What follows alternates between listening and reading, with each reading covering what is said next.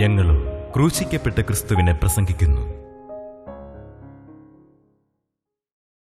യെരൂശലേമിൻ തെരുവിലൂടെ കുരിശുമരം ചുമലിലേന്തി, യെരൂശലേമിൻ തെരുവിലൂടെ കുരിശുമരം ചുമലിലേന്തി, മന്ദം മന്ദം നടന്നതിൻ്റെ കാലടി ഞാൻ പിന്തുടരും, മന്ദം മന്ദം നടന്നതിൻ്റെ കാലടി ഞാൻ പിന്തുടരും. ദൈവത്തിന് സ്തോത്രം. യെരൂശലേമിൻ്റെ തെരുവിൽ കൂടി കുരിശുമരം ചുമലിലേന്തി മന്ദം മന്ദം വേച്ച് ഇടയ്ക്ക് വീണും പിന്നെ എഴുന്നേറ്റും ചാട്ടുപാറ കൊണ്ടുള്ള അടിയേറ്റ് പൊളഞ്ഞും എഴുന്നേറ്റ് ഭാരമേറിയ കുരിശും ചുമന്നുകൊണ്ട് പോയ ആ യേശുവിൻ്റെ അതേ കാലടി പാടുകളെ ഞാൻ പിന്തുടരും എന്നാണ് നാം പാടിയത്. പാടാൻ എളുപ്പമാണ്, പക്ഷേ അത് ജീവിതത്തിൽ പകർത്തുക വളരെ പ്രയാസമുള്ള കാര്യമാണ്. കുരിശ് ചുമന്നുകൊണ്ട് പോകുക, എല്ലാവരും നിന്ദിക്കപ്പെട്ടവനായി പോകുക, ആർക്കും സഹതാപം തോന്നാൻ വകയില്ലാത്തവനായി പോവുക, ഏറ്റവും പ്രിയപ്പെട്ടവർ പോലും ഉപേക്ഷിച്ചിട്ട് ഏകനായി പോവുക, കൂടെ ഉണ്ടാകുമെന്ന് പ്രതീക്ഷിച്ചവർ പോലും മാറി നിന്ന് ഒറ്റയ്ക്ക് നടന്നു പോവുക, എത്രയോ വേദനാകരമാണ്. പിന്നെ കൂടെ നടക്കുന്നെന്ന് പറയാവുന്നത് രണ്ട് കള്ളന്മാരാണ്, അവരും കുരിശ് വന്നുകൊണ്ട് പോകുന്നു. അത്ര ദയനീയമായ ഒരനുഭവത്തിൽ നടന്നുപോയ ആ കർത്താവായ യേശുവിൻ്റെ പിറകെ പോകാനാണ് നമ്മുടെ സമർപ്പണം. നിസ്സാരമല്ലത്. അതാണ് ക്രിസ്തീയ ജീവിതം. ജീവിതത്തിൽ പ്രയാസങ്ങളുണ്ട്, പ്രശ്നങ്ങളുണ്ട്, നമുക്ക് എല്ലാവർക്കും ഉണ്ട്, തീർച്ചയായിട്ടും ഉണ്ട്. എന്നാൽ അതിനെയെല്ലാം പുഞ്ചിരിയോടെ നേരിട്ടുകൊണ്ട് ആരോടും പരിഭവമില്ലാതെ, ആരോടും പരാതിയില്ലാതെ, മനസ്സിൽ ഒരിറ്റുപോലും അല്പം പോലും ഒരു ഇഷ്ടക്കുറവോ വിഷമമോ ഇല്ലാതെ അങ്ങനെ സമാധാനത്തോടെ വേച്ച് നടന്നു പോകുന്ന ക്രിസ്തുവിൻ്റെ അതേ കാലടിപ്പാടുകളെ പിന്തുടരുമെന്നാണ് നാം പാടിയത്. ദൈവത്തിന് സ്തോത്രം. പ്രിയപ്പെട്ടവരെ, അതാണ് ക്രിസ്തീയ ജീവിതം. ക്രിസ്തീയ ജീവിതത്തിൻ്റെ മാധുര്യം എന്ന് പറയുന്നത് കഷ്ടതയും ദുഃഖവും ദുരിതവുമുള്ള ഈ ജീവിതത്തിൽ സമാധാനത്തിൻ്റെ ഒരു സ്വർഗീയ സുഖം അനുഭവിക്കുന്നതാണ്. അതാണ് ക്രിസ്തീയ ജീവിതം.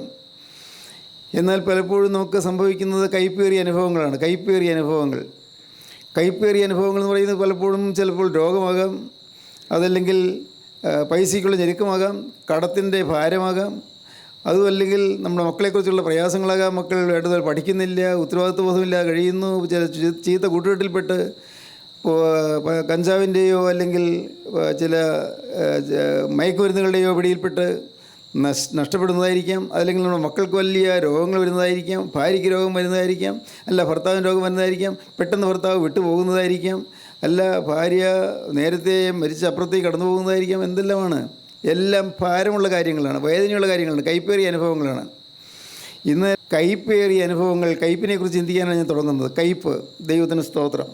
ബിറ്റർനെസ്, ഇംഗ്ലീഷിൽ ബിറ്റർനെസ് എന്ന് പറയും, കയ്പ്. വേദപുസ്തകത്തിൽ കയ്പേറിയ അനുഭവങ്ങളെക്കുറിച്ച് പറയുന്ന അനേക ഭാഗങ്ങളുണ്ട്. വെളിപ്പാട് പുസ്തകം 8-ാം അധ്യായത്തിൽ ഒരു നക്ഷത്രം ആകാശത്ത് ഭൂമിയിലേക്ക് വീണു എന്ന് പറയുന്നുണ്ട്. വരാൻ പോകുന്ന കാര്യമാണ്. ഒരു നക്ഷത്രം ആകാശത്ത് ഭൂമിയിലേക്ക് വീണു. ആ നക്ഷത്രത്തിൻ്റെ പേര് കാഞ്ഞിരം എന്നായിരുന്നു. കയ്പ്. കാരണം ആ നക്ഷത്രം വീഴാൻ പോകുന്നേ ഉള്ളൂ. ആ നക്ഷത്രം വീണപ്പോൾ ഭൂമിയിലെ ജലരാശിയിൽ 1/3 കയ്പായിപ്പോയി, കുടിക്കാൻ കഴിഞ്ഞില്ല. കയ്പ് അത് വരാൻ പോകുന്നൊരു കാര്യമാണ് വെളിപ്പാട് പുസ്തകത്തിൽ പറഞ്ഞിരിക്കുന്നത് 8-ാം അധ്യായത്തിൽ. എന്നാൽ പിന്നീട് യെശയ്യാ പ്രവാചകന്റെ പുസ്തകത്തിൽ 38-ാം അധ്യായത്തിൽ 17-ാം വാക്യത്തിൽ നാം കാണുന്നത് സമാധാനത്തിനായി എനിക്ക് അത്യന്തം കയ്പായി ഭവിച്ചു എന്നാണ്. സമാധാനത്തിന് കയ്പായി ഭവിച്ചു, കയ്പേറിയ കാര്യങ്ങൾ സംഭവിച്ചു, പക്ഷേ എനിക്ക് സമാധാനത്തിനായി തീർന്നതെന്ന് പറയുന്നത്. ഹിസ്കിയ രാജാവ് പറയുകയാണ്, എനിക്ക് മരിക്കത്തക്ക രോഗം പിടിച്ചപ്പോൾ യെശയ്യാ പ്രവാചകൻ വന്ന് എന്നോട് പറഞ്ഞു, നീ എൻ്റെ ഗ്രഹകാര്യം ക്രമത്തിലാക്കുക, നീ മരിച്ചു പോകുമെന്ന്. ഹിസ്കിയാവ് ആ വാക്ക് കേട്ട് ഞെട്ടി കരഞ്ഞു, അനുദപിച്ചു, പാപങ്ങളെ ഓർത്ത് കരഞ്ഞു. ദൈവം ഹിസ്കിയാവിന് ആയുസ് നീട്ടിക്കൊടുത്തു. അപ്പോൾ പറയുകയാണ്, എനിക്ക് മാരകമായ രോഗം വന്നത് നന്നായി, കർത്താവ് എനിക്ക് 15 വർഷം ആയുസ് നീട്ടി തന്നു, നന്നായി. എനിക്ക് കയ്പേറിയ അനുഭവം വന്നതുകൊണ്ട് അതെനിക്ക് സമാധാനത്തിനായി തീർന്നു. എൻ്റെ പാപങ്ങളെല്ലാം കർത്താവ് ക്ഷമിച്ചു കളഞ്ഞു, എല്ലാം കർത്താവ് പിറകിലേക്ക് എറിഞ്ഞു കളഞ്ഞു, എൻ്റെ പാപങ്ങളെല്ലാം ക്ഷമിച്ചു തന്നു. ദൈവത്തിന് സ്തോത്രം. ഇപ്പോൾ നാം വേറൊരു കയ്പിനെക്കുറിച്ചാണ് ചിന്തിക്കാൻ പോകുന്നത്. വേറൊരു കയ്പ് നമുക്ക് വായിക്കാം. രൂത്തിൻ്റെ പുസ്തകം 1-ാം അധ്യായത്തിൻ്റെ 20-ാം വാക്യം നമുക്ക് വായിക്കാം. അവൾ അവരോട് പറഞ്ഞത്, നവോമി എന്നല്ല മാറ എന്നെ വിളിപ്പീൻ. നവോമി എന്ന് എന്നെ വിളിക്കണ്ട, എന്നെ മാറ എന്ന് വിളിപ്പീൻ. സർവശക്തൻ എന്നോട് ഏറ്റവും കയ്പായുള്ളത് പ്രവർത്തിച്ചിരിക്കുന്നു. സർവശക്തനായ ദൈവം എന്നോട് ഏറ്റവും കയ്പായുള്ളത് പ്രവർത്തിച്ചിരിക്കുന്നു. എനിക്ക് എന്താ ഇങ്ങനെ വന്നത്? എൻ്റെ ഭർത്താവും എൻ്റെ 2 ആൺമക്കളും ആൺതിരിയായ 3 പേരും ഭൂമിയിൽ നിന്ന് പെട്ടെന്ന് മാറ്റപ്പെട്ടു പോയി. ഞാനൊരു വിധവയാണ്. കയ്പായി സംഭവിച്ചു. ഇപ്പോൾ എനിക്ക് സംഭവിച്ചിരിക്കുന്ന ഏറ്റവും ദയനീയമായ അനുഭവമാണ്. കയ്പായത് സംഭവിച്ചു.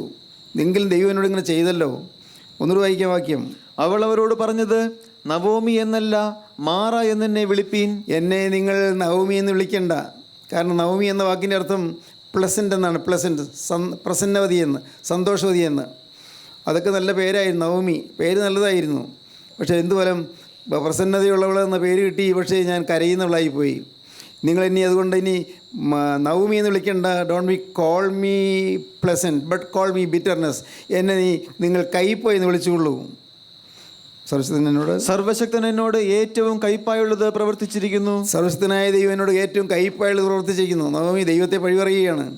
ദൈവം എന്നോട് ഇങ്ങനെ ചെയ്തല്ലോ. എൻ്റെ ഭർത്താവിനെ ഈ ഭൂമിയിൽ നിന്ന് മാറ്റിക്കൊണ്ടുപോയി. പിന്നെ 2 ആൺമക്കൾ, നല്ല വീരന്മാരായ 2 ആൺമക്കളുണ്ടായിരുന്നു, അവരെയും കൊണ്ടുപോയി. അവരുടെ ഭാര്യമാർ 2 പേരും വിധവമാരായി തീർന്നു. ഞാനും വിധവ. ഞങ്ങൾ 3 വിധവമാർ. ദയനീയമായ സ്ഥിതിയാണെന്ന്. എൻ്റെ കുടുംബം കണ്ണീരിലല്ലേ. എനിക്ക് ദൈവം കയ്പായിട്ട് പ്രവർത്തിച്ചിരിക്കുന്നു. അടുത്ത വാക്യം. നിറഞ്ഞവളായി ഞാൻ പോയി, ഒഴിഞ്ഞവളായി യഹോവ എന്നെ മടക്കി വരുത്തിയിരിക്കുന്നു. ഞാൻ നല്ല നിറവുള്ളവളായിരുന്നു, എല്ലാം തികഞ്ഞവളായിരുന്നു. എന്തൊരു സന്തോഷമായിരുന്നു ഒരു കാലത്ത്. എന്തൊരു ആനന്ദത്തിൻ്റെ വേലിയേറ്റമായിരുന്നു കുടുംബത്തിൽ. സമാധാനം, നല്ല സന്തോഷം, എന്നും ചിരിയും സമാധാനവും സന്തോഷവും കളിയാടിക്കൊണ്ടിരുന്ന ഭവനം ഇന്നത് മൂകതയുടെ ഭവനമായി. മൂകത. അവിടെ ഇന്നും മിണ്ടാട്ടമില്ല, സംസാരമില്ല. എൻ്റെ കുടുംബം ഇങ്ങനെ ആയിപ്പോയല്ലോ. ഇത് 3 പേര് അടുപ്പിച്ച് മരിക്കുന്നു. അപ്പൻ മരിക്കുന്നു, മക്കൾ 2 പേരും മരിക്കുന്നു. എലീമേലേക്കാണ് അപ്പൻ, മഹ്ലോനും കില്യോനുമാണ് മക്കൾ. 3 പേരും മരിച്ചു. എന്തൊരു കഷ്ടമായിപ്പോയി. ഞാൻ നിറഞ്ഞവളായിരുന്നു, വലിയ സന്തോഷത്തിൻ്റെ കാലം ഉണ്ടായിരുന്നു, എന്തൊരു സമാധാനമുള്ള കാലമായിരുന്നു. പക്ഷെ അതൊക്കെ പോയില്ലേ. ഇനി പറഞ്ഞിട്ട് എന്താ പ്രയോജനം? നിറഞ്ഞവളായി ഞാൻ പോയി, ഒഴിഞ്ഞവളായി യഹോവ എന്നെ മടക്കി വരുത്തിയിരിക്കുന്നു. അടുത്ത വാക്യം. യഹോവ എനിക്ക് വിരോധമായി സാക്ഷീകരിക്കുകയും സർവശക്തൻ എന്നെ ദുഃഖിപ്പിക്കുകയും ചെയ്തിരിക്കെ നിങ്ങൾ എന്നെ നവോമി എന്ന് വിളിക്കുന്നത് എന്ത്? ദയവായി നീ എന്നെ പ്രസന്നവതി എന്ന് വിളിക്കല്ലേ. പ്രസന്നവതി ആയിരുന്നു, പക്ഷെ പോയില്ലേ. കാലങ്ങൾ കഴിഞ്ഞില്ലേ. ഒരു നല്ല കാലം ഉണ്ടായിരുന്നു, എല്ലാം തീർന്നു. നിങ്ങളെന്നെ നവോമി എന്ന് വിളിക്കല്ലേ. നിങ്ങളെന്നെ വിളിച്ചുകൊള്ളൂ, ധൈര്യമായി വിളിച്ചുകൊള്ളൂ. കയ്പ് എന്ന് വിളിക്കൂ. മാറ എന്നെ വിളിക്കൂ. മാറ, കയ്പ്. മാറ എന്നെ വിളിക്കൂ. എന്നെ മാറ എന്ന് നിങ്ങൾ വിളിച്ചുകൊള്ളൂ. കയ്പേറിയ അനുഭവത്തിൽ കൂടിയാണ് ഞാൻ കടന്നുപോയത്. യാതനയിൽ കൂടിയാണ് ഞാൻ കടന്നുപോയത്. ഇപ്പോൾ എനിക്ക് തിരിഞ്ഞു നോക്കുമ്പോൾ അത്ഭുതം തോന്നുന്നു. എന്ത് നല്ല കാലങ്ങളായിരുന്നു എനിക്ക് കിട്ടിയിരുന്നത്. എൻ്റെ ഭർത്താവിനോട് ഒരുമിച്ച് എൻ്റെ 2 ആൺമക്കൾ ഒരുമിച്ച്, ആൺമക്കൾ വിവാഹം കഴിച്ചിട്ടുണ്ട്, കഴിവുള്ളവരുണ്ട്, സ്വഭാവശുദ്ധിയുള്ളവരുണ്ട്, പെൺമക്കൾ ഒരുമിച്ച് ഞങ്ങൾ കുടുംബം സന്തോഷമായി കഴിയുകയായിരുന്നു. പ്രിയപ്പെട്ടവരെ, ഈ വാക്ക് അതിൻ്റെ കഥയുടെ ഗൗരവം പറയാനല്ല, പക്ഷേ ഒരു കാര്യം നിങ്ങൾക്ക് അനുഭവത്തിൽ നിന്ന് ചിന്തിക്കാൻ വേണ്ടി പറയുകയാണ്. നിങ്ങളിൽ പലർക്കും നല്ല പ്രസന്നമായ കാലങ്ങൾ ഉണ്ടായിരുന്നിരിക്കാം. ഒരു കാലത്ത് അപ്പനും മക്കളും ഭാര്യയും ഭർത്താവും സഹോദരിമാർ എല്ലാവരും ചേർന്ന് സന്തോഷത്തോടെ ഉല്ലസിച്ചൊരു കാലം ഉണ്ടായിരുന്നിരിക്കാം. ആനന്ദത്തിൻ്റെ കാലം ഉണ്ടായിരുന്നിരിക്കാം. ദുഃഖങ്ങളില്ലെന്നല്ല, എന്നാലും ഉണ്ടല്ലോ ഒരു സമാധാനം. മക്കൾ നല്ലപോലെ പഠിച്ചു വരുന്നു. ഭർത്താവ് നല്ല ആരോഗ്യമുള്ളവനും നല്ല പൈസയുള്ളവനുമായിട്ട് സമൂഹത്തിൽ ഒരു സ്ഥാനമാനങ്ങളുള്ളവനായി വളർന്നു വരുന്നു. മക്കൾ കല്യാണം കഴിച്ചു കൊണ്ടുവന്ന പെൺമക്കൾ, അവരും നല്ല സ്വഭാവശുദ്ധിയുള്ള പെൺമക്കൾ. ഒന്നിനും പഞ്ഞമില്ല, ജീവിക്കാൻ മാർഗമുണ്ട്. എന്നാൽ ഇങ്ങനെയുള്ള ആ സ്ഥിതിയിൽ പെട്ടെന്ന് ഇടിവെട്ടേറ്റതുപോലെ ആ കുടുംബം തകർന്നു. പെട്ടെന്നാണ് സംഭവിച്ചത്. ദൈവത്തിന് സ്തോത്രം. പ്രിയപ്പെട്ടവരെ, നിങ്ങൾക്ക് ജീവിതത്തിൽ നോക്കിയാൽ നിങ്ങൾക്ക് മനസ്സിലാക്കാൻ സാധിക്കും ഒരളവിൽ എത്രയെത്ര കയ്പേറിയ അനുഭവങ്ങൾ കൂടിയാണ് നിങ്ങൾ ഓരോരുത്തരും കടന്നു പോകുന്നത്. ഞാനും അങ്ങനെയാണ്. കയ്പേറിയ അനുഭവങ്ങൾ അത് നിങ്ങൾക്ക് എല്ലാവർക്കും അറിയാമായിരിക്കും. എനിക്ക് 1 വയസ്സുള്ളപ്പോൾ എൻ്റെ അപ്പം മരിച്ചു. പിന്നെ കയ്പേറിയ അനുഭവങ്ങളായിരുന്നു. 2 വയസ്സുള്ളപ്പോൾ എനിക്ക് ചേട്ടനുണ്ടായിരുന്നു, ആ ചേട്ടനും മരിച്ചു. കയ്പേറിയ അനുഭവങ്ങൾ. എന്നും കരയുന്ന എൻ്റെ അമ്മ, എന്നും കണ്ണീരോടെ അമ്മ കരയുമ്പോൾ ഞാനും എൻ്റെ പെങ്ങളും അടുക്കളയിരുന്ന് കരയും. ഞങ്ങൾക്ക് എന്ത് ചെയ്യാൻ സാധിക്കും?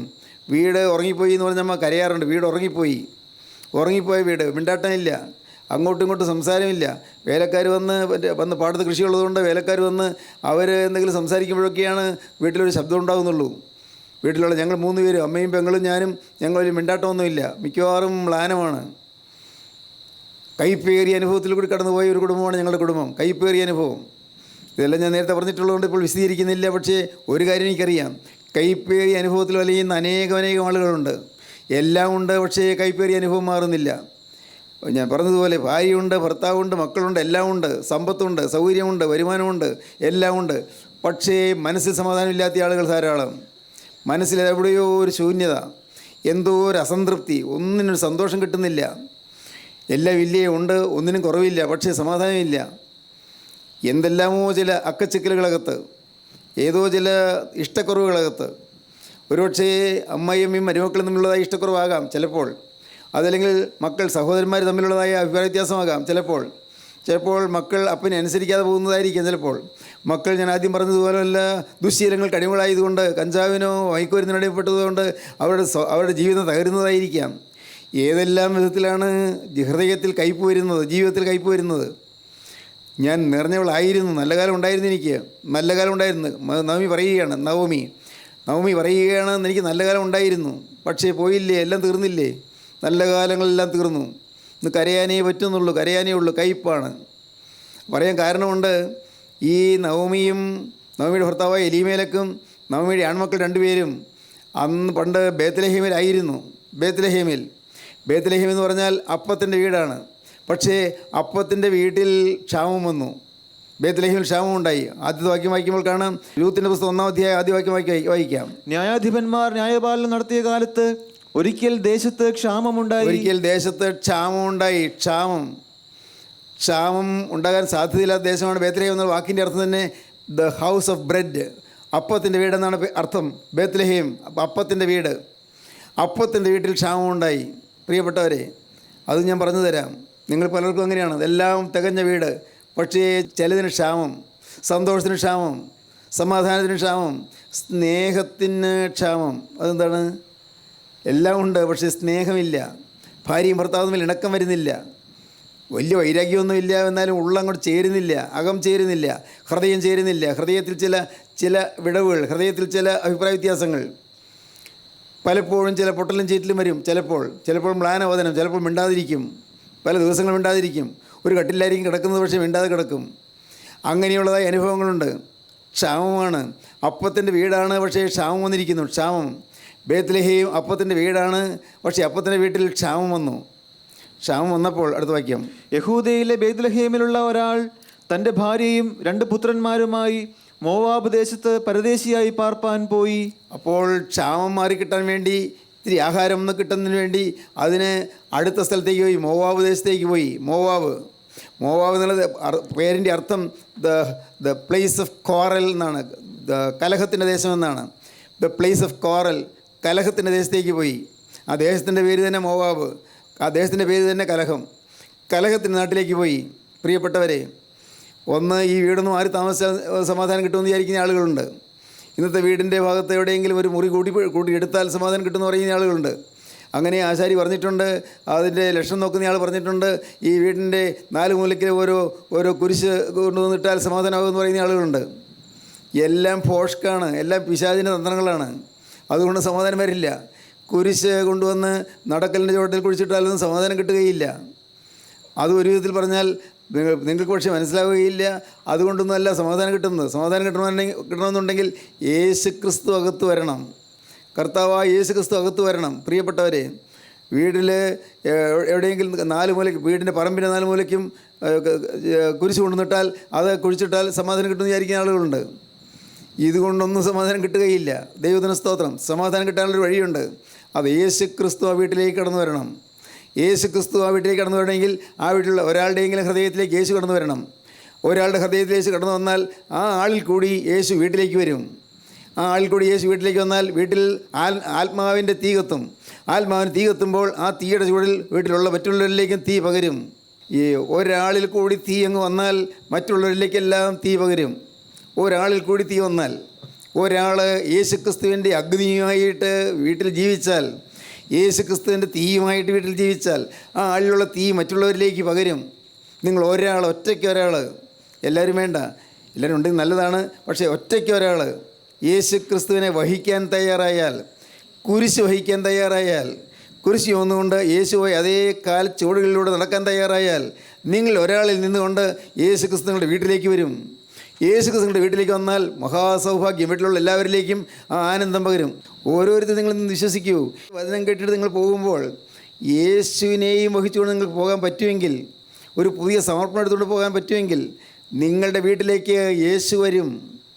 നിങ്ങളുടെ വീട്ടിലെ അലങ്കോലങ്ങൾ മാറും, നിങ്ങളുടെ വീട്ടിലെ കൺഫ്യൂഷൻ, നിങ്ങളുടെ വീട്ടിലെ കലക്കങ്ങൾ മാറും, വീട്ടിലുള്ള പ്രയാസങ്ങൾ മാറും, കലഹം മാറും, നീരസവും കയ്പും വിദ്വേഷവും മാറും, അഭിപ്രായ വ്യത്യാസങ്ങൾ മാറും. നിങ്ങളുടെ വീട്ടിലേക്ക് യേശു വരും. യേശു പ്രകാശമാണ്, യേശു നിത്യജീവനാണ്, യേശു കരുണക്കടലാണ്, യേശു കൃപയുടെ നിധിയാണ്, യേശു സ്നേഹത്തിൻ്റെ നിറവാണ്. യേശു നിങ്ങളുടെ വീട്ടിലേക്ക് വരുമ്പോൾ നിങ്ങളുടെ വീട്ടിൽ സമാധാനം വരും. മോളെ, നിൻ്റെ ഹൃദയത്തിൽ യേശു ഇല്ലാത്തതാണ് നിൻ്റെ അസമാധാനത്തിന് കാരണം. കുഞ്ഞെ, നിൻ്റെ ജീവിതത്തിൽ യേശു ഇല്ലാത്തതാണ് നിൻ്റെ അസ്വസ്ഥതയ്ക്ക് കാരണം. യേശു ഇല്ല, അതുകൊണ്ടാണ് നിനക്ക് അസംതൃപ്തി. ഒന്നിലും തൃപ്തി വരുന്നില്ല, ഒന്നിലും സന്തോഷം വരുന്നില്ല. എന്തെല്ലാം പ്രശ്നങ്ങൾ വീട്ടിൽ വന്നാലും, അമ്മ പോരെടുത്താലും, മരുമോളെ ധിക്കാരം പറഞ്ഞാലും എല്ലാം സമാധാനം കിട്ടും. എങ്ങനെ കിട്ടും? യേശു അകത്തുണ്ടായിരിക്കണം. ഭർത്താവ് ഒരുപക്ഷേ മർദ്ദിക്കുന്നയാളാണ്, മദ്യപിക്കുന്നയാളാണ്, എന്നാലും നിനക്ക് സമാധാനം കിട്ടും. അതെല്ലാം നീ സഹിച്ചുകൊണ്ട്, പുഞ്ചിരിയോടെ സഹിച്ചുകൊണ്ട് ആ പാവം സാധു ഭർത്താവിനെ നീ സ്നേഹിക്കാൻ തുടങ്ങും. എന്തങ്ങനെ പറഞ്ഞത്? സാധു ഭർത്താവെന്ന് ഒരാളെന്നോട് പറഞ്ഞതാണ്. ഭർത്താവ് കൂടെ പറയും, എനിക്ക് ഇത് വിട്ടുപോകുന്നില്ലല്ലോ, ഇത്തിരി വിദ്യാഭ്യാസമുള്ള ആളാണ്, ആൽക്കഹോളിസം അത് മാറുന്നില്ലല്ലോ, എനിക്ക് മദ്യത്തോടുള്ള ആസക്തി പോകുന്നില്ല, ഞാൻ എന്ത് ചെയ്യും? ആ ഭാര്യ എന്നെ വിളിച്ചു പറയുകയാണ്, സാറേ, എൻ്റെ ഭർത്താവ് പറയുന്നത് അതിന് മാറണമെന്നുണ്ട്, പക്ഷെ മാറുന്നില്ല, എന്ത് ചെയ്യും? അദ്ദേഹം വിഷമിക്കുകയാണ്. ഞാൻ പറഞ്ഞു, ബി സിമ്പതറ്റിക്. ഞാൻ പറഞ്ഞു, സഹതാപമുള്ളവളാകുക, അദ്ദേഹത്തോട് സഹതാപമുള്ളവളാകുക, അദ്ദേഹത്തോട് വെറുക്കരുത്, അദ്ദേഹത്തെ വേദനിപ്പിക്കരുത്. നിങ്ങൾ മദ്യപിക്കില്ലേ എന്ന് പറഞ്ഞു അദ്ദേഹത്തെ കോപിപ്പിക്കരുത്. നിങ്ങൾ സഹതാപത്തോടെ പെരുമാറൂ, സ്നേഹത്തോടെ പെരുമാറൂ. നിങ്ങളുടെ ഹൃദയത്തിൽ യേശു വരട്ടെ, അപ്പോൾ അദ്ദേഹത്തിലേക്ക് യേശുവിൻ്റെ പ്രകാശം പരക്കും. ദൈവത്തിന് സ്തോത്രം. സഹോദരങ്ങൾ, സത്യമാണിത്. നിങ്ങളുടെ ജീവിതത്തിൽ സംഭവിക്കും. വേണമെങ്കിൽ നിങ്ങൾക്ക് സംഭവിക്കും. നിങ്ങൾ ഒറ്റയ്ക്കൊരാൾ, അധികം പേര് വേണ്ട, ഒറ്റയ്ക്കൊരാൾ യേശുവിനെ ഇന്ന് സ്വീകരിച്ചുകൊണ്ട് പോകുക. അതെങ്ങനെ സ്വീകരിക്കും? വേറൊന്നും വേണ്ട, ഒരു കഷ്ടപ്പാടും വേണ്ട, 10 പൈസ മുടക്കണ്ട, വേറൊന്നും ചെയ്യണ്ട. നിങ്ങൾ എന്തെങ്കിലും മല കയറുകയോ തീർത്ഥയാത്ര ചെയ്യുകയോ അതല്ലെങ്കിൽ പുണ്യസ്ഥലങ്ങൾ സന്ദർശിക്കുകയോ ബേത്ലഹേം യാത്ര ചെയ്യുകയോ ഒന്നും വേണ്ട. പ്രിയപ്പെട്ടവരെ, നിങ്ങൾ കാൽവറിയിലേക്ക് പോവുകയും വേണ്ട, വിശുദ്ധ നാടുകൾ സന്ദർശിക്കുകയും വേണ്ട. ചെയ്തോളൂ കേട്ടോ, പൈസ ഉണ്ടെങ്കിൽ ചെയ്തോളൂ. പക്ഷേ അതൊന്നും വേണ്ട. വേണ്ടത് ഒറ്റയ്ക്കൊരു കാര്യം, നിങ്ങളുടെ അരികത്തേക്ക് വിനീതനായി കരുണാർദ്രനായി നടന്നു വരുന്ന യേശുവിനെ നിങ്ങൾ സ്വീകരിക്കാൻ തയ്യാറാകുക. യേശുവിനെ ഹൃദയത്തിലേക്ക് എതിരേൽക്കുക. എങ്ങനെ? കർത്താവേ, ഞാനൊരു പാപിയായ മനുഷ്യനാണ്, ഇതുവരെയുള്ള ജീവിതത്തിൽ മുഴുവൻ പാപമേ വന്നിട്ടുള്ളൂ, എൻ്റെ പ്രവൃത്തികളിൽ പാപം വന്നു, കർത്താവേ, എൻ്റെ വാക്കുകളിൽ പാപം വന്നു, എൻ്റെ ചിന്തകളിൽ പാപം വന്നു, എൻ്റെ മനോഭാവത്തിൽ പാപം വന്നു, പാപമേ വന്നിട്ടുള്ളൂ. എൻ്റെ കർത്താവേ, എനിക്ക് തെറ്റ് ധാരാളമായി സംഭവിച്ചു പോയി. നാഥാ, നീ എന്നോട് ക്ഷമിക്കണം. കർത്താവേ, എൻ്റെ പാപങ്ങളെല്ലാം കഴുകാനാണല്ലോ നീ കുരിശിൽ രക്തം ചിന്തിയത്. ആ തിരുരക്തത്തിൻ്റെ ഒരു തുള്ളി എൻ്റെ തലമേലൊന്ന് വീണാൽ എൻ്റെ പാപങ്ങളെല്ലാം കത്തിപ്പോകുമല്ലോ. കർത്താവേ, എല്ലാം കഴുകിപ്പോകുമല്ലോ. നാഥാ, ഇന്ന് ഞാനിത് കേട്ടുകൊണ്ടിരിക്കുമ്പോൾ തന്നെ എൻ്റെ യേശുവേ, ഞാൻ നിന്നോട് വാക്ക് പറയുകയാണ്. ഇന്ന് ഞാൻ നിന്നെ സ്വീകരിക്കാൻ മനസ്സായിരിക്കുന്നു. നീ എന്നെ കൈക്കൊണ്ട് എൻ്റെ ഹൃദയത്തിലേക്ക് വന്നാൽ ഇനി മുതൽ ഞാൻ പുതിയ മനുഷ്യനായിരിക്കും. ദൈവത്തിന് സ്തോത്രം. ഒരു പുതിയ മനുഷ്യനായി ഞാൻ ജീവിക്കും. കഴിഞ്ഞ കാല ജീവിതത്തിലെ പാവങ്ങളോടെല്ലാം യാത്ര പറഞ്ഞ് ഒരു പാവവും വരാതെ മനഃപൂർവ്വം എന്നെ തന്നെ സൂക്ഷിച്ചുകൊണ്ട് കരുതലോടെ ഞാൻ ജീവിക്കും. ഞാൻ പ്രാർത്ഥിക്കും, തിരുവചനം വായിക്കും, ഞാൻ ദൈവത്തിൻ്റെ വേല ചെയ്യും. കർത്താവേ, ഞാൻ നിൻ്റെ വചനം ഘോഷിക്കും. വചനം ഘോഷിക്കുന്നിടത്ത് ഞാൻ ഓടിച്ചെല്ലും. കർത്താവേ, ഞാൻ വചനം കേൾക്കും, ഞാൻ വചനം പറയും. ദൈവത്തിന് സ്തോത്രം. ദൈവകരങ്ങളിൽ നിങ്ങൾ കൊടുത്തു നോക്കൂ, കാണാൻ നിങ്ങളുടെ പ്രയാസങ്ങൾ മാറുന്നത്, പ്രശ്നങ്ങൾ മാറുന്നത്, നിങ്ങളുടെ ഭാരങ്ങൾ മാറുന്നത്, നിങ്ങളുടെ ആകുലങ്ങൾ മാറുന്നത്, കയ്പ് മാറും. ദൈവത്തിന് സ്തോത്രം. നവമിയും എലിമേലക്കും മഹ്ളോനും കില്യോനും മോവാബ് ദേശത്തേക്ക് പോയി. അപ്പത്തിൻ്റെ വീട് വിട്ട് കലഹത്തിൻ്റെ ദേശത്തേക്ക് പോയി. പാടില്ലായിരുന്നു. കുറച്ച് നാളൊന്ന് ക്ഷമിച്ച് നിന്നാൽ മതിയായിരുന്നു. ഇന്ന് ക്ഷാമമാണെങ്കിലും, ഇന്ന് തൽക്കാലം ക്ഷാമമാണെങ്കിലും അവിടെ സമൃദ്ധി വരാൻ പോകുന്നുണ്ട്. ഓർത്തുകൊള്ളൂ, ഇന്ന് തൽക്കാലം ക്ഷാമമാണ്, പക്ഷേ സമൃദ്ധി വരും. ഈ ബേത്ലഹേമിൽ അപ്പത്തിൻ്റെ വീട്ടിൽ അപ്പം ഇനിയും ഉണ്ടാകും. ഇന്ന് തൽക്കാലം ക്ഷാമമാണ്, സാരമില്ല. നിങ്ങൾ പെട്ടെന്ന് ഇളകിപ്പോകരുത്, പെട്ടെന്ന് ചാടിപ്പോകരുത്. നിങ്ങളൊരു കാര്യം ചെയ്യണം, നിങ്ങൾ കലഹത്തിൻ്റെ ദേശത്തേക്ക് പോകാതെ നിങ്ങൾ അവിടെ തന്നെ പാർക്കൂ. എന്തുകൊണ്ട്? ഈ അപ്പത്തിൻ്റെ ഭവനത്തിലെ ക്ഷാമം പെട്ടെന്ന് മാറും, ദൈവം മാറ്റിത്തരും. ദൈവത്തിന് സ്തോത്രം. നിങ്ങൾ വിശ്വസിക്കൂ, യേശു ക്രിസ്തു ജീവിക്കുന്നു, നിങ്ങൾ ക്ഷാമം മാറും. ഏറ്റവും വലിയ ക്ഷാമം എന്താണെന്നറിയാമോ? ഞാൻ ആദ്യം പറഞ്ഞത് ഏറ്റവും വലിയ ക്ഷാമം എന്താണെന്നറിയാമോ? ഭക്ഷണത്തിനല്ല, പൈസയ്ക്കല്ല. ഏറ്റവും വലിയ ക്ഷാമം സ്നേഹത്തിനാണ്. സ്നേഹമില്ല. അധ്യാപകർക്ക് വിദ്യാർത്ഥികളോട് സ്നേഹമില്ല, വിദ്യാർത്ഥികൾക്ക് അധ്യാപകനോട് യാതൊരു ബന്ധവുമില്ല, യാതൊരു സ്നേഹവുമില്ല. അപ്പന് മക്കളോട് സ്നേഹമില്ല, മക്കൾക്ക് അപ്പനോട് സ്നേഹമില്ല. ഭാര്യയ്ക്ക് ഭർത്താവിനോട് സ്നേഹമില്ല, ഭർത്താവിന് ഭാര്യയോട് സ്നേഹമില്ല. സഹോദരങ്ങൾ എന്നും ഇഷ്ടക്കുറവാണ്. ഒരപ്പൻ്റെ മക്കളായി ജനിച്ചവർ 2 വീടുകളിലായി ഇഷ്ടക്കുറവോടുകൂടിയാണ് പിരിഞ്ഞത്. അവർ 2 വീട് വെച്ച് മാറിപ്പോയി. അവർ ഇപ്പോൾ അത്യാവശ്യം പേര് മനുഷ്യരെ കാണിക്കാൻ ചിരിക്കുകയോ മറ്റോ ചെയ്യും, അല്ല ഒരു കല്യാണമോ അല്ലെങ്കിൽ മറ്റെന്തെങ്കിലും ആവശ്യം വരുമ്പോൾ ഒന്നു വരും.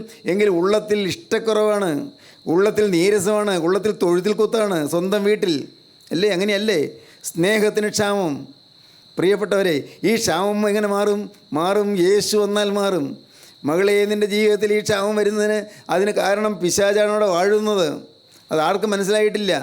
ഇന്ന് ആളുകൾ പരസ്പരം ആ ഇഷ്ടക്കുറവിൽ കഴിയുന്നത് കൊണ്ട് സംഭവിക്കുന്നതെന്നറിയാമോ? പിശാച് കൊടികുത്തി വാഴുകയാണ്. അനേകരുടെ ഹൃദയത്തിൽ നീരസവും കയ്പ് മാറാത്തതുകൊണ്ട്, മുൻവിധികൾ മാറാത്തതുകൊണ്ട്, നീരസങ്ങൾ മാറാത്തതുകൊണ്ട്, കയ്പ് മാറാത്തതുകൊണ്ട്, വൈരാഗ്യം മാറാത്തതുകൊണ്ട്, പകയും വിദ്വേഷവും മാറാത്തതുകൊണ്ട് പിശാച് കൊടികുത്തി വാഴുകയാണ്. അതുകൊണ്ടാണ് ഇന്ന് കുടുംബങ്ങളിൽ ഐശ്വര്യം നശിച്ചുകൊണ്ടിരിക്കുന്നത്. പല കുടുംബങ്ങളിലും ഐശ്വര്യം നശിക്കുന്നു. ഉണ്ടാകുന്ന കുഞ്ഞുങ്ങൾ, പിറക്കുന്ന കുഞ്ഞുങ്ങൾ, ആ കുഞ്ഞുങ്ങൾ പോലും വേണ്ടതുപോലെ ആരോഗ്യത്തോടെ ജനിക്കാൻ പറ്റാത്ത വിധത്തിൽ ഐശ്വര്യക്കുറവുകൾ സംഭവിക്കുന്നു. ദൈവത്തിന് സ്തോത്രം. പ്രിയപ്പെട്ടവരെ, അതുകൊണ്ട് ക്ഷാമമുണ്ടോ? ഒരേ ഒരു കാര്യം ചെയ്യൂ. ഇത്രയ്ക്ക് ചെയ്താൽ മതി. വേറെ ഒന്നും നിങ്ങൾ ഭൗതികമായി നോക്കണ്ട. നിങ്ങൾ വേറെ ദേശത്തേക്ക് പോകണ്ട. നിങ്ങൾ നിങ്ങളുടെ വീട്ടിൽ തന്നെ പാർക്കൂ. സ്ഥാനം നോക്കുന്നയാൾ എന്തെല്ലാം പറഞ്ഞാലും ശരി, അതെല്ലാം മനുഷ്യൻ്റെ കണക്കൂട്ടലാണ്. അതിലൊന്നും യാതൊരു അർത്ഥവുമില്ല. നിങ്ങൾ ഈ സ്ഥാനം നോക്കുക പോലും ചെയ്യേണ്ട. ഒരു നല്ല എഞ്ചിനീയറെ കൊണ്ട് അത് വെളിച്ചം കിട്ടുന്ന സ്ഥലമാണോ, കാറ്റ് കിട്ടുന്ന സ്ഥലമാണോ ഒക്കെ നോക്കിയാൽ മതി. അല്ലാതെ എന്തെങ്കിലും ലക്ഷണം കാണിച്ച് അങ്ങനെ മന്ത്രവാദം ചെയ്തോ, ആഭിചാരം ചെയ്തോ, അല്ലെങ്കിൽ ക്ഷുദ്രപ്രയോഗം ചെയ്തോ ഒന്നും സ്ഥാനം നോക്കിക്കേണ്ട. കിണറിന് സ്ഥാനം നോക്കിക്കേണ്ട. ഇതൊക്കെ മണ്ടത്തരമാണ് പ്രിയപ്പെട്ടവരെ. അത് നിങ്ങൾ ചെയ്യേണ്ടത് ഇത്ര മാത്രമേ ഉള്ളൂ. നിങ്ങൾ പ്രാർത്ഥിക്കുക, കർത്താവേ, എൻ്റെ വീട് ഞാൻ വയ്ക്കാൻ തുടങ്ങുന്നു. എങ്ങനെയുള്ളൊരു വീടാണ് വയ്ക്കേണ്ടത്? നീ എനിക്ക് കാണിച്ചു തരണമേ. അല്ലാതെ വീടിൻ്റെ ഒരു മുറി കൂട്ടിയെടുത്താലോ വീട് പൊളിച്ച് വേറൊരു സ്ഥലത്ത് പണിതാലോ ഒന്നും നിൻ്റെ ക്ഷാമം മാറുകയില്ല, പ്രശ്നം മാറുകയില്ല. പ്രശ്നം മാറണമെങ്കിൽ യേശുക്രിസ്തു വീട്ടിലേക്ക് വരണം. വന്നാൽ എല്ലാ ശാപവും മാറും. ദൈവത്തിന് സ്തോത്രം. പ്രിയപ്പെട്ടവർ, നിങ്ങൾ വിശ്വസിക്കുന്നുണ്ടോ? യേശുക്രിസ്തുവിൻ്റെ വീട്ടിലേക്ക് വന്നാൽ എല്ലാ പ്രശ്നങ്ങളും മാറും. യേശുക്രിസ്തുവിന്റെ ഹൃദയത്തിലേക്ക് വന്നാൽ എല്ലാ ഭാരങ്ങളും മാറും, എല്ലാ ആകുലങ്ങളും മാറും. ദൈവത്തിന് സ്തോത്രം. തികഞ്ഞ സന്തോഷത്തോടെയാണ് ഞാനിത് പറയുന്നത്, സമാധാനത്തോടെയാണ് ഞാനിത് പറയുന്നത്. കാരണം യേശുവിനെ 17-ാമത്തെ വയസ്സിൽ എൻ്റെ ഹൃദയത്തിലേക്ക് എനിക്ക് ലഭിച്ചു എന്നുള്ള മഹാസന്തോഷം. ദൈവത്തിന് സ്തോത്രം. പ്രിയപ്പെട്ടവരെ, മനുഷ്യർക്കാർക്ക് മനസ്സിലായില്ല. അതുകൊണ്ട് യേശുവിനെ ദുഷിച്ചവർ എന്നെയും ദുഷിച്ചു, യേശുവിനെ പകച്ചവർ എന്നെയും പകച്ചു. അന്നത്തെ യെരൂശലേം ദേവാലയത്തിൽ മഹാപുരോഹിതന്മാർ യേശുവിനെ കൊല്ലാൻ നോക്കി. അതുപോലെ ഇന്നും പലരും എന്നെ ദ്വേഷിക്കുന്നു, പലരും എന്നെ ഉപദ്രവിക്കുന്നു. ശരി, പക്ഷേ ഒരു കാര്യമുണ്ട്, സത്യമുണ്ട്. സത്യം മാറുകയില്ല. അക്കരെ ചെല്ലുമ്പോൾ കാണാം ഇതിൻ്റെ എല്ലാ അർത്ഥങ്ങൾ. അക്കരെ ഈ ഭൂമിയിലിരിക്കുമ്പോഴൊന്നും കാണുകയില്ല. അക്കരെ ചെല്ലുമ്പോൾ ദൈവത്തിൻ്റെ അനന്ത സ്നേഹം നമ്മെ ഒതിയുന്നത് നാം കാണും, നമ്മെ വലയം ചെയ്യുന്നത് നാം കാണും, ആ സ്നേഹം നമ്മെ കോരിയെടുക്കുന്നത് കാണും. നിത്യനായ ക്രിസ്തു നമ്മെ നോക്കിക്കൊണ്ട് ഇരുകരവും നീട്ടിക്കൊണ്ട് അങ്ങ് യോർദാൻ്റെ അപ്പുറത്ത്, മരണ യോർദാൻ്റെ അപ്പുറത്ത് നിൽക്കുന്നത് നാം കാണും. ആ യേശുവിൻ്റെ കരങ്ങളിലേക്ക് ചെന്ന് നാം വീഴും. ദൈവത്തിന് സ്തോത്രം. അവൻ്റെ പാദം തെരുതെരെ ചുംബിക്കും.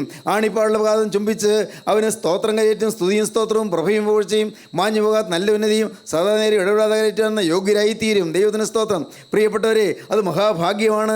ആ ഭാഗ്യാവസ്ഥയിലേക്കാണ് ദൈവം നിങ്ങൾ വിളിക്കുന്നത്. ദൈവത്തിന് സ്തോത്രം. ഇന്ന് ദൈവമക്കളെ, നിങ്ങൾ ഇന്ന് ഇത് കേട്ടുകൊണ്ടിരിക്കുമ്പോൾ തന്നെ നിങ്ങൾ കർത്താവിനോട് പറയണം, കർത്താവേ, നീ എൻ്റെ ഹൃദയത്തിലേക്ക് വരണമേ. എൻ്റെ ഹൃദയത്തിലേക്ക് വരാനാണല്ലോ നീ കുരിശിന്മേൽ തല ചായിച്ചത്. കർത്താവേ, എൻ്റെ ഹൃദയത്തിലേക്ക് വരാനാണല്ലോ നീ കുരിശിൽ മരണം വരിച്ചത്. ദൈവത്തിന് സ്തോത്രം. എൻ്റെ കർത്താവേ, എന്നെ രക്ഷിക്കാനാണല്ലോ നീ കുരിശിൽ ശിക്ഷയേറ്റത്. എൻ്റെ കർത്താവേ, എൻ്റെ പാപം പോക്കാനാണല്ലോ നീ ഒരു പാപിയെ പോലെ കുരിശിൽ മരിച്ചത്. ഞാൻ വിശ്വസിക്കുന്ന കർത്താവേ, ദൈവത്തിന് സ്തോത്രം. നിൻ്റെ കുരിശിൻ്റെ ചുവട്ടിലേക്ക് ഞാനിതാ വരുന്നു. നാഥ, എന്നെ നീ കൈക്കൊള്ളണമേ, എന്നെ നീ സ്വീകരിക്കണമേ, എൻ്റെ മേൽ തൃക്കരം വെക്കണമേ, എന്നെ നീ പിടിച്ചുയർത്തണമേ. എൻ്റെ കർത്താവേ, പാപത്തിൻ്റെ പടുകുഴിയിൽ നിന്ന് ഉയർത്തിയെടുക്കണമേ, അശുദ്ധിയിൽ നിന്ന് എഴുന്നേൽപ്പിക്കണമേ. എൻ്റെ കർത്താവേ, മദ്യപാനത്തിൽ നിന്നും, വേണ്ടാത്ത കൂട്ടുകെട്ടുകളിൽ നിന്നും, ചീത്ത ബന്ധങ്ങളിൽ നിന്നും, അശുദ്ധ ജീവിതത്തിൽ നിന്നും, എൻ്റെ കർത്താവേ, വഴക്കിൽ നിന്നും, പിണക്കത്തിൽ നിന്നും എല്ലാം എന്നെ വീണ്ടെടുത്ത് സമാധാന സമ്പൂർണ്ണമായ സ്നേഹം നിറഞ്ഞ ഒരു നല്ല ജീവിതം എനിക്ക് തരണമേ. നിങ്ങൾ പ്രാർത്ഥിച്ച് നോക്കുക, കാണാം യേശു നിങ്ങളുടെ ഹൃദയത്തിലേക്ക് വരുന്നത്. ഒരു കുളിർകാറ്റ് നിങ്ങളുടെ ഹൃദയത്തിലേക്ക് വീശുന്ന നിങ്ങൾക്ക് അനുഭവിക്കാം. ഒരു ഇളം കാറ്റ് വീശുന്ന നിങ്ങൾക്ക് അനുഭവിക്കാം. ഹൃദയത്തിൽ നിങ്ങൾക്ക് ഒരു തണുപ്പ് കിട്ടുന്ന സമാധാനങ്ങൾ അനുഭവിക്കാം. യേശു വരുമ്പോൾ സമാധാനമാണ്. ദൈവത്തിന് സ്തോത്രം. യേശു വരുമ്പോൾ സൗഖ്യമാണ്. യേശു വരുമ്പോൾ നിറവാണ്. യേശു വരുമ്പോൾ സ്നേഹമാണ്. യേശു വരുമ്പോൾ ഐശ്വര്യമാണ്. യേശു വരുമ്പോൾ സമൃദ്ധിയാണ്. ഹല്ലേലൂയ. ദൈവത്തിന് സ്തോത്രം. യേശു വരട്ടെ. യേശു നിങ്ങൾ ഹൃദയം തുറന്നു കൊടുക്കൂ. യേശുണ്ട് പറയൂ, കർത്താവേ, നീ എനിക്ക് വേണ്ടി കുരിശിൽ മരിച്ചു എന്ന് ഞാൻ വിശ്വസിക്കുന്നു. ഇപ്പോൾ കർത്താവേ, നീ കുരിശിൽ നിന്നിറങ്ങി വന്ന് എൻ്റെ ഹൃദയത്തിൽ തലചായ്ക്കുക. യേശുവേ, അരിമത്തേക്കാരൻ യോസേഫിൻ്റെ കല്ലറയിൽ കിടന്ന എൻ്റെ രക്ഷക, നീ ഉയർത്തെഴുന്നേറ്റ് ജീവിക്കുന്നു ഞാൻ വിശ്വസിക്കുന്നു. ഇപ്പോൾ നീ കടന്നു വന്ന് എൻ്റെ ഹൃദയത്തിൽ തലചായ്ക്കുക. ദൈവത്തിന് സ്തോത്രം. 2 ഉണക്ക മരക്കഷ്ണങ്ങളാണ് റോമൻ സർക്കാരിന് കിടക്കാൻ തന്നത്. മരിച്ചു കിടക്കാൻ റോമൻ സർക്കാർ തന്നത് 2 ഉണക്ക മരക്കഷ്ണങ്ങളാണ്. കർത്താവേ, ആ മരക്കഷ്ണത്തിൽ കിടന്നവനായി നീ കടം കൊണ്ട കല്ലറയിൽ കിടന്നു. അരിമത്തേക്കാരൻ യോസേഫിൻ്റെ കല്ലറയിൽ കിടന്നു. എന്നാൽ ഇന്ന് ഞാനിതാ പൂർണ്ണ സമ്മതത്തോടെ, പൂർണ്ണ ഹൃദയത്തോടെ, എൻ്റെ സ്വന്തം ഇഷ്ടത്തോടെ, എൻ്റെ ആഗ്രഹത്തോടെ, എൻ്റെ അഭിവാഞ്ചയോടെ ഇതാ ഞാൻ എൻ്റെ ഹൃദയം നിനക്ക് തുറന്നു തരുന്നു. കർത്താവേ, എഴുന്നള്ളി വരണമേ, എൻ്റെ ഹൃദയത്തിലേക്ക് വരണമേ, എന്നെ നീ രൂപാന്തരപ്പെടുത്തണമേ. പ്രാർത്ഥിക്കൂ പ്രിയപ്പെട്ടവരെ. അപ്പോൾ കാണാം കയ്പ് മാറുന്നത്. അപ്പോൾ കാണാം ഹൃദയം സന്തോഷസമൃദ്ധമായി തീരുന്നത്. അപ്പോൾ കാണാം വീടിൽ ഐശ്വര്യം നിറയുന്നത്. അപ്പോൾ കാണാം ജീവിതം സമാധാനപൂർണ്ണമായി തീരുന്നത്. ദൈവത്തിന് സ്തോത്രം. നമുക്ക് തലകളെ വണക്കാം, നമുക്ക് പ്രാർത്ഥിക്കാം. ദൈവത്തിന് സ്തോത്രം. കാരുണ്യവാനായ ഞങ്ങളുടെ സ്വർഗീയ പിതാവേ, ഈ മനോഹരമായ സമയത്തിനായി ഞങ്ങൾ നിന്നെ സ്തുതിക്കുന്നു. ഞങ്ങൾ നിന്നെ സ്തോത്രം ചെയ്യുന്നു. അവിടെ നിങ്ങളുടെ മധ്യത്തിൽ തന്നെ ഉള്ളതിനായി ഞങ്ങൾ നിന്നെ സ്തുതിക്കുന്നു. ഓരോരുത്തരും അരികത്തുകൂടി അവിടുന്ന് വന്ന് നടക്കുന്നതിനായി ഞങ്ങൾ സ്തുതിക്കുന്നു. എല്ലാവരെയും അവിടുന്ന് കാണുന്നുവല്ലോ, എല്ലാവരെയും അവിടുന്ന് സ്നേഹിക്കുന്നുവല്ലോ. തീരുമാനമെടുത്തവരുടെ മേൽ തർക്കരം വെക്കണമേ. അവരുടെ കയ്യിൽ അവിടുന്ന് കയറി പിടിക്കണമേ. നാഥ, ഇന്നു മുതൽ യേശുവിന് വേണ്ടി ജീവിക്കുവാനുള്ള പുതിയ അനുഗ്രഹവും പുതിയ ശക്തിയും പ്രാപിക്കണമേ. എല്ലാവരുടെയും മേൽ നിൻ്റെ അത്ഭുതകർമ്മ പകരണമേ. അനുഗ്രഹിക്കണമേ. രണ്ടാമത്തവരിന് വേണ്ടി ഒരുക്കണമേ. യേശു ക്രിസ്തുവിൻ്റെ പരിശുദ്ധമായ നാമത്തിൽ പ്രാർത്ഥിക്കുന്നു. കൃപയോടെ കേൾക്കണമേ. ആമീൻ.